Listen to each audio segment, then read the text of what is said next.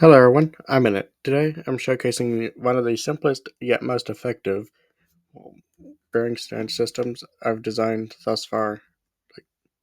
I have designed one in the past, but that thing was really bulky. This one's really compact, which is a bonus. But there are a few drawbacks to this design. You have to have another one for each and every module that's part of it, and you have to have you have to manually collect the potions. And also, finally, it is really hard to reload the ingredients into, unless if you design it in such a way, unless if you space the modules, which this design is tileable if you don't care about ingredients. Like I recommend putting 9 stacks per that way of each ingredient into the hop droppers, so that it'll take forever. Well, to run out, I mean. And this is actually two of them side by side, as evidenced by the two different potions.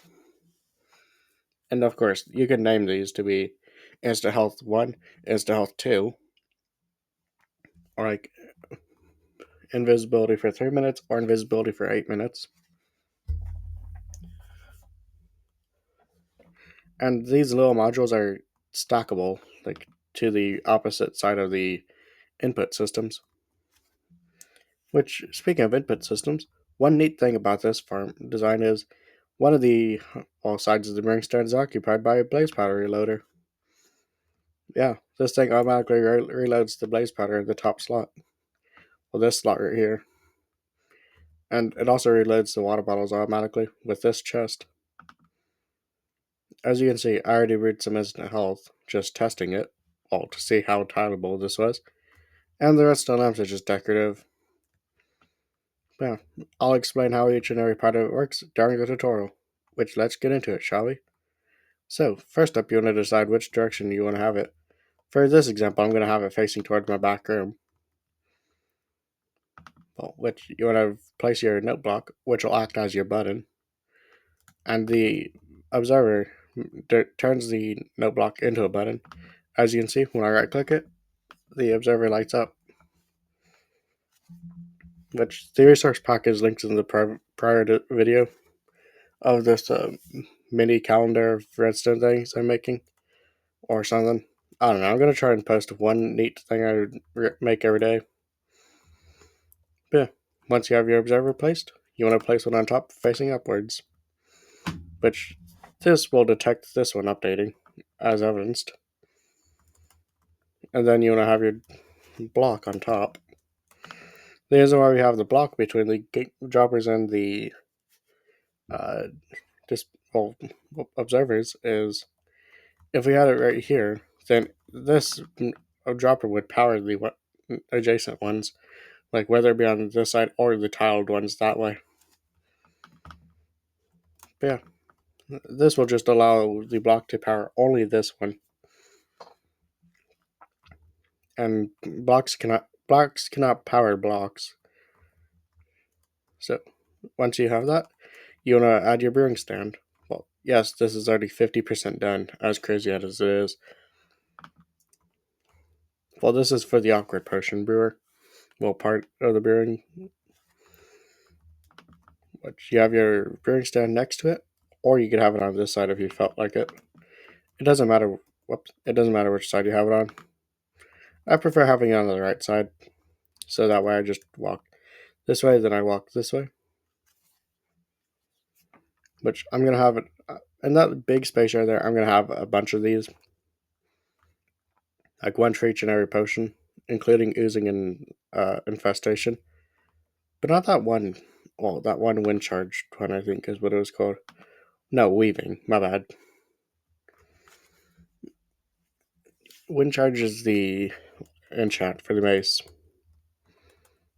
But yeah, you want to have your hopper running into the top, not the sides, because the sides correspond to these bottom 3 slots, one of the potion slots, and this blaze powder slot. The top of it, the top slot corresponds to the ingredient slot.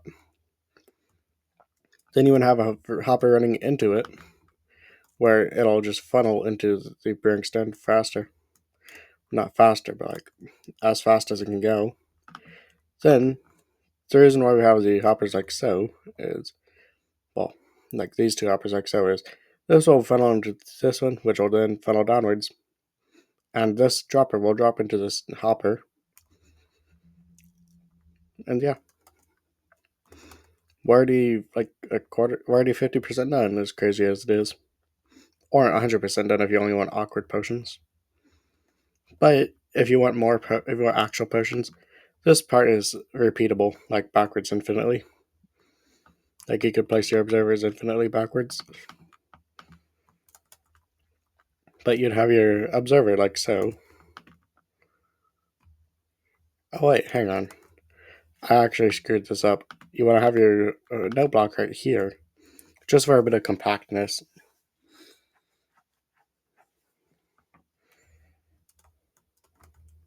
But if you don't really care about compactness, then you can actually have your note block right here. Doesn't really matter. Yeah, then you just repeat your process like you did. But this is the only part. Instead of having a hopper running like so, that'll just mess with efficiency. You want to have your hoppers running to the front. And here, I'll just make a tiled version real quick.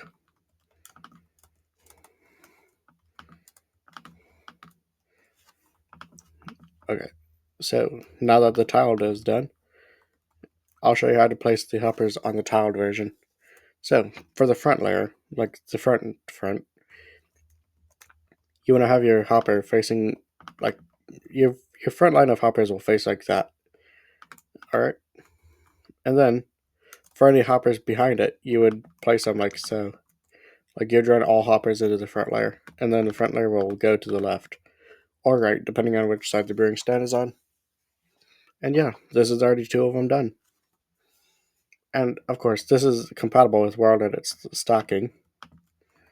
I'll go and showcase that real quick, which I almost forgot to place the hopper. Okay, I'm going to stock 3. Oh, I need to be facing that way, game.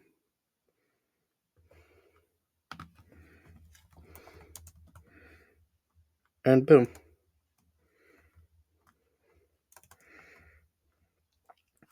Crazy, isn't it? And yes, each and every one of these modules do work, but it's just a pain in the ass to reload the modules. Which I'm just going to undo that, where I don't have to have as many blocks to break. Which, yeah. Thank you guys so much for watching, and I'll see you on the next one. Bye, guys.